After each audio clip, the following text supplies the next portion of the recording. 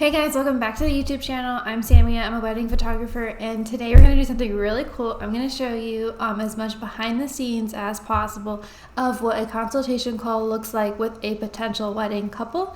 So I'm going to show you my screen, what's going through my head, all the things. So if you're a wedding photographer too, make sure to subscribe and let's get into the video.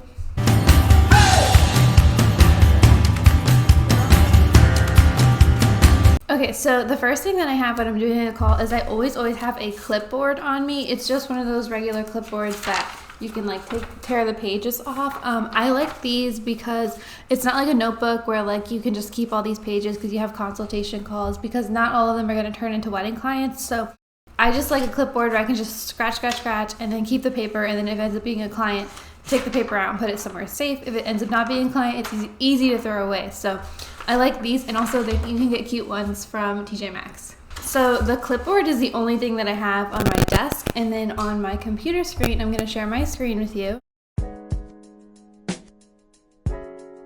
Okay, so there are basically 4 things that I pull up before every consultation call, and the only thing I have in front of me is that clipboard. So what this first thing is the contact form that they filled out. So if you use what I use, which is ShowIt for my website, I'm also using HoneyBook to send proposals and handle all communication with the client.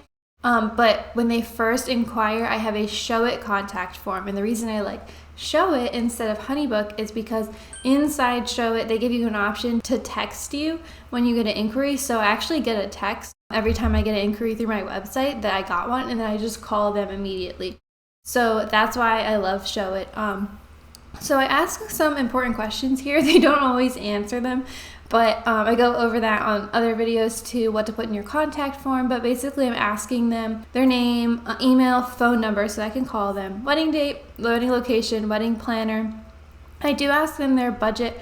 I do ask them if they're looking for wedding photo or video or both. And then I do ask them how they heard about me, so they can say Instagram, Google to the drop down.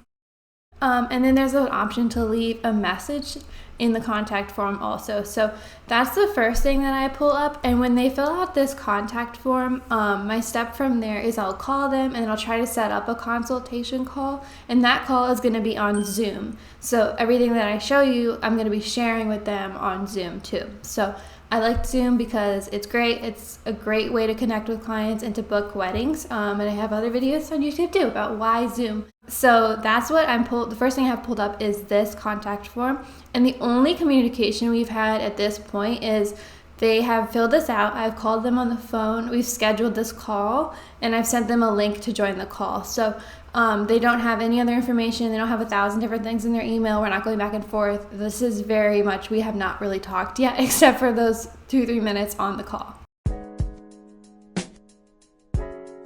Okay, so the next thing I have pulled up is I love using Canva for my business, and it's great. It's so good at making pricing documents to share with wedding clients. I make a wedding vision document that I'm going to show you. So what I have in Canva, and I go over this actually in my course, Consultations That Convert. This is a little bit of the secret sauce that's in the course, but I actually make a wedding vision for each client that reaches out and inquires about their wedding with me.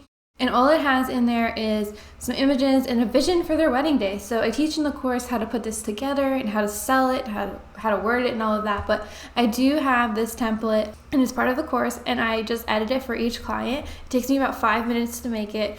And I basically just share photos, timeline, all of that. So one of the first things in here is the timeline.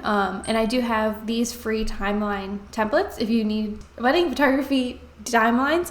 I do have a freebie where I give you all the timelines for every single month that I just put together and adjusted based on the time. So you can download that. But I just go over a timeline with them. I like to explain to them what the difference is between a first look, not a first look, and then there's a bunch of other things in this wedding vision that really sell their wedding and me as a photographer at their wedding. So I tweak this for every single call, and I have this pulled up. And it also includes some galleries in there. So it's been really, really helpful and a big key part to conversion to show couples what would it look like to work with you when you can pull up their venue, you can pull up similar cultures, similar heritage that they're going to be doing. You can show them things. And that's why I love Zoom, because you can show them things. So I have this pulled up.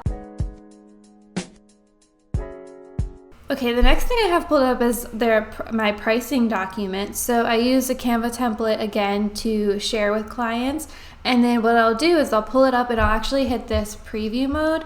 And that way when you're on Zoom, it can actually look nice and you can go through the different packages and all of that. And this is part of the course too. I give you the free download to this. But I like to have it pulled up in Canva, and what I like about Canva is that you can actually change these photos. So sometimes I'll change them to a wedding venue that looks like theirs or something like that. I like to do the call in a certain order, similar to what I just said. So I'll talk a little bit about the contact form, and then I'll talk about the wedding vision that I have for them, and then I'll make a pitch for a collection within the pricing document. So I'll go through kind of in that order. Also, at the beginning of the call, I almost always have this pulled up just in case. I like to have these conversation questions, and I pulled them up here. So they're basically 7 questions that really drive conversation and connection on calls. So this is for the beginning of the call. When they first join, I'll ask these questions, kind of mixed in with their contact form. And I try to spend at least 15 minutes of the call on this get to know you part. The call is only 30 minutes, but I know that sounds like a lot, but creating a connection in the beginning of the call is so important.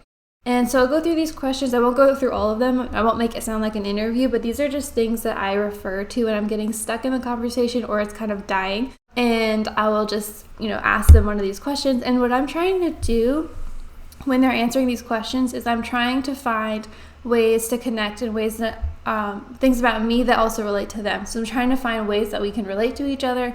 I feel like I get to know them a little bit before going into their wedding and like all the logistics and pricing and timelines of all of that.